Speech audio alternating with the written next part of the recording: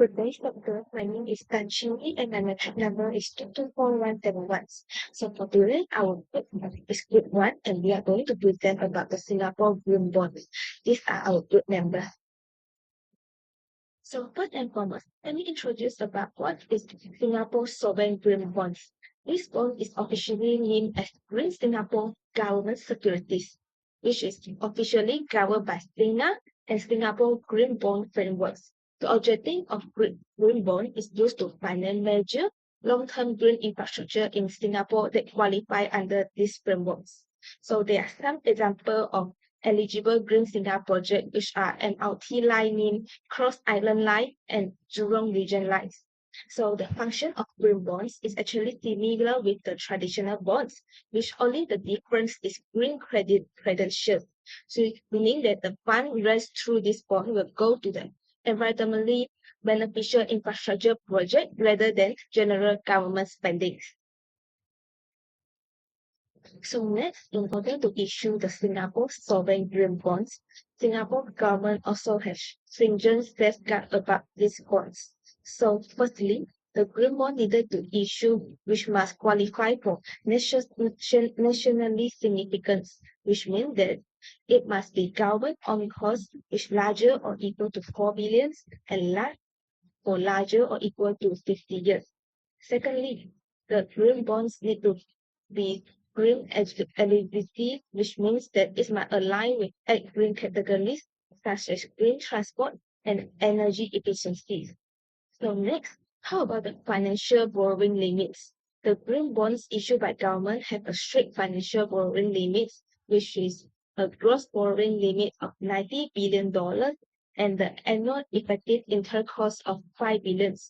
So why Singapore government need to have a stringent safeguard and the strict financial borrowing limits for this green bond is to ensure that it maintains the AAA credit ratings while investing this green future.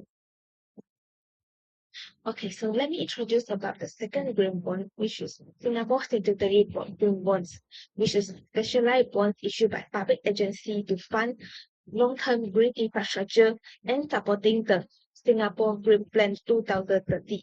So the objective is this green bond is to drive Singapore towards a net zero emission by 2050, while at the same time deepening the local green finance markets. So there are 4 big issuers in these green bonds, which is the first one, housing and development bonds. So the process of this bond will use to finance or refinance the green building projects.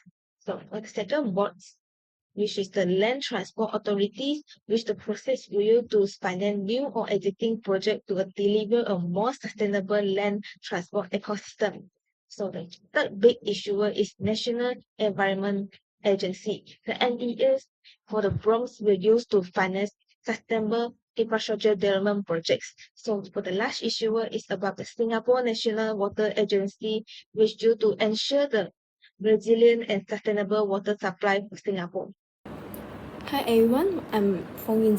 Today I would like to introduce some current issues starting with the Singapore Asian Taxonomy SAT, where is the unique amber category is defined from the existing high emitting infrastructure like the certain industry plants common in the Asian economy. It provides a credible framework to finance their necessary transformation rather than excluding them from the capital. It launched in the December 2023, provide a foundational rules for labeling the financial activities as green and transition similar to the traffic light system. Green color is the activity that is alert with 1.5 degree CO9 net zero pathway, while the red color is the activities not alert. Next, the amber color as a transition is an activity that is ample the significance emissions reduction in the short term, or are emitted to the transitioning to the green benchmark within the defined time frame. By 2025, the market participants encountered significant issues when attempting to apply the SAT. First, the data cap in which companies often lack of the specific verified emission data required to assess the compliance with the SAT technical thresholds. Next, the implementation complexity. There is a widespread confusing on how to structure a credible entity-level transition plan. Interpret the interim embers threshold and correctly apply the different subcategory of the amber activities. Third, the financial credible transition effort within checklist approve of the SAT listed excluding the project with the genuine decarbonization impact but which could not meet all the SAT criteria due to the technical and regional constraints. To resolve this issue, the industry issued a direct practical response. On the July 9, 2025, the Singapore Sustainable Financial Association (SSFA) launched a guidance act as the practical handbook, offering the method to tackle the data gaps, clarifying the transition plan requirements, and explaining the amber classification. It also introduced a forward-looking approaches for financing credible transition projects that might not fully align with the SAT, thereby increasing the flow of the capital. To conclude, the SSFA July 2025 guidance is a critical line between the theory and practical. By providing the clarifying and the flexibility needed to overcome the data and implementation issue, it unlocks more credible transaction finance in the region. This not only addresses the practical financing challenge but also solidifying Singapore's role helps that is provide an essential tool for implementing its standard. So that's all from me. Thank you. Good day everyone, my name is CHING, metric number 224991. In my part, I will explain the global comparison between the Singapore-Asia Taxonomy (SAT) and the EU Taxonomy, and highlight their key differences and implications for Asia. First, let's look at the fundamental difference between the two taxonomies. The Singapore-Asia Taxonomy is transition-focused and practical, designed to help Asian economies gradually move away from high-carbon activities rather than forcing immediate change. Its key feature is the amber category, which recognizes activities that are not fully green but are clearly transitioning toward lower emissions. In contrast, the EU Taxonomy follows a green purity approach, aiming to achieve net zero with strict environmental standards. Activities are classified as green or not green. If a project does not meet the criteria, it is not considered sustainable, even if it reduces emissions. The amber category is especially important for Asia, where countries like Indonesia, Vietnam, and Malaysia still rely heavily on coal. Shutting down all coal power plants immediately would cause energy shortages, job losses, and economic disruption. SAT addresses this through the amber category. For example, a gas power plant replacing a coal plant can reduce emissions by about 40% and may qualify for transition finance as long as it has a clear plan to further reduce emissions. However, under the EU taxonomy, this same project would not qualify as green even though it delivers real environmental improvements. This shows why SAT is more suitable for Asia's developing economies compared to Europe's advanced decarbonization stage. Now, with different systems in Asia, China, and Europe, how do investors manage this complexity? This is where the Multi-Jurisdiction Common Ground Taxonomy (MCGT) comes in.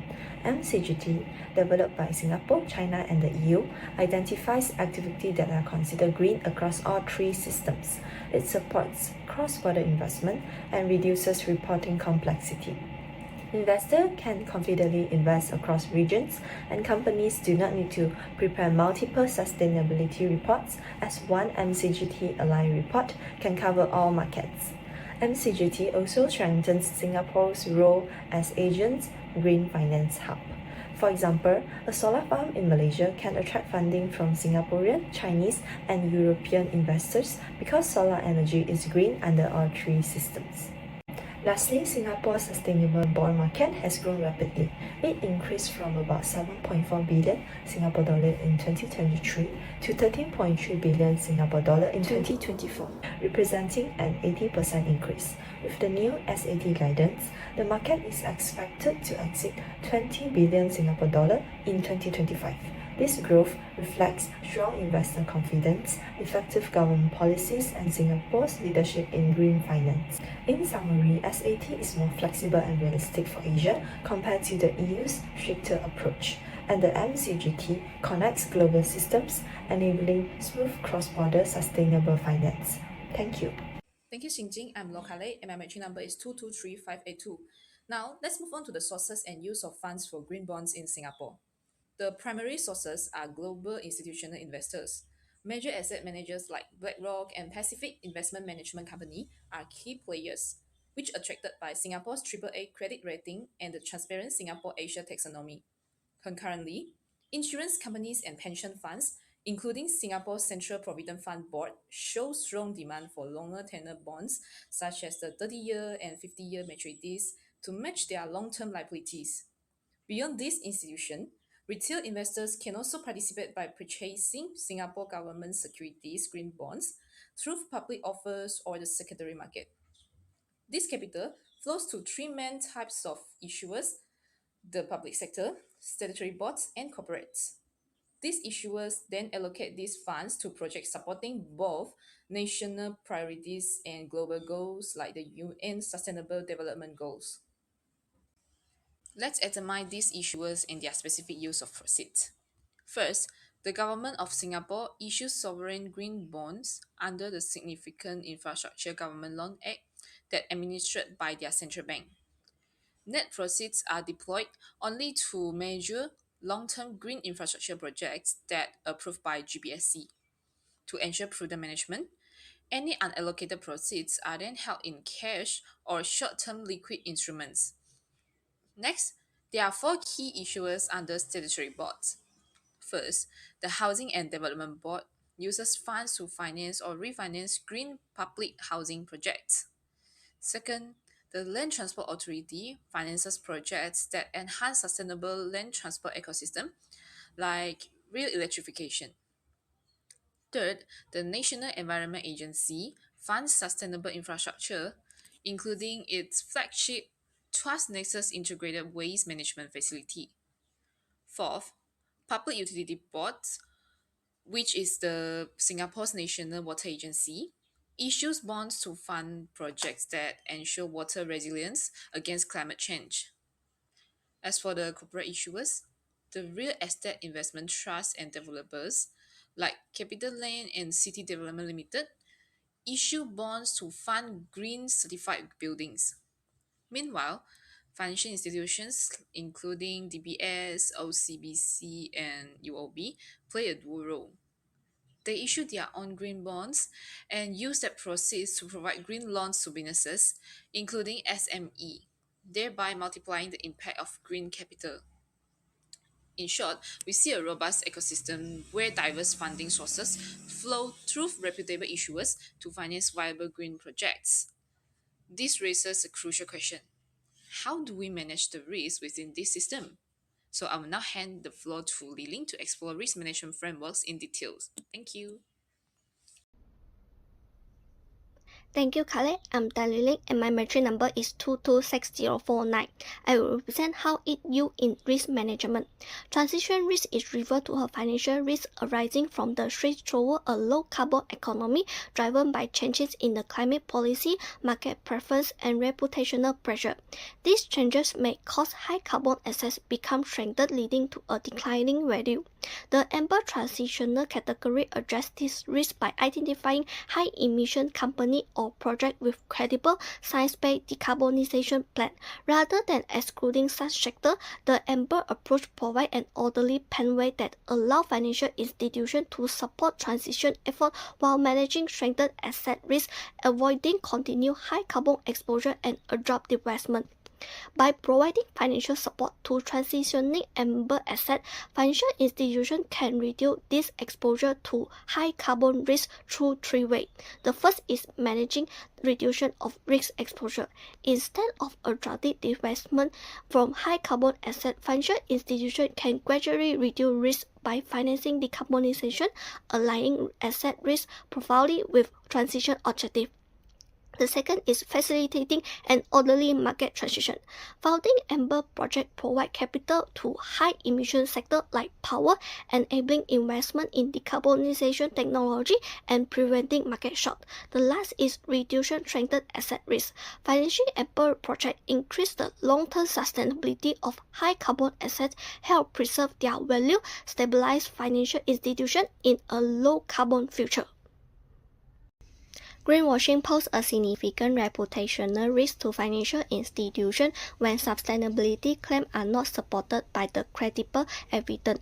The Monetary Authority of Singapore addressed this risk primarily through the supervisory assessment tools, which evaluate how effectively financial institutions integrate sustainability consideration into government and risk management.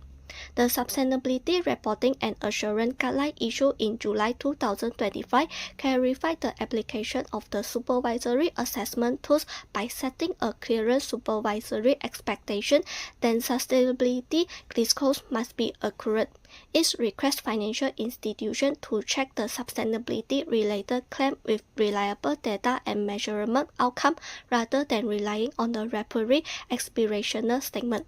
By ensuring that the disclosed assets under the supervisory assessment tools are aligned with the actual risk management practice and internal control, the Sustainability Reporting and Assurance Guideline reduce the risk of misleading investors and strengthen the Monetary Authority of Singapore supervisory capability to identify greenwashing-related reputational risks. The MAS Environmental Risk Management Guidelines set a clear framework for financial institutions to integrate environmental and climate risk into government and risk assessment. Bank and asset managers are expected to evaluate physical and transition risk using scenario analysis, stress testing while engaging clients on risk improvement. Completing this guideline, the MAS Sustainability Report 2024/2025 reinforced the importance of robust climate risk management across Singapore's financial sector. The report highlights the MAS strategy to strengthen climate resilience by promoting forward-looking risk measurement and supervision practice. It emphasizes that managing climate risk is not only compliance requirement but also strategy imperative for maintaining financial sustainability. The guideline and the sustainability report ensures regulatory aligned by requirement financial institutions to embed climate risk into their government and risk framework. They push institutions to adopt advanced tools for scenario analysis, track climate risk as a financial risk driver, and maintain transparency through standardized reporting. This combined approach signals that robust climate risk practices are integrated to regulatory comply in Singapore's financial ecosystem. To wrap up our presentation, I'll provide an overview of Singapore's comprehensive and pragmatic sustainable finance system. The Singapore Asia Taxonomy establishes the essential framework with its amber category, enabling a realistic transition for Asia's economies. This is supported by a robust funding ecosystem where both global and local capital are channeled through credible issuers to finance tangible green projects. Crucially, this system is directed through strong MAS supervision and clear regulatory guidelines, effectively managing both transition and greenwashing risks. Together, this strategic framework cements Singapore's position as Asia's leading and most pragmatic sustainable finance hub, balancing climate action with financial stability. That's all for our presentation. Thank you.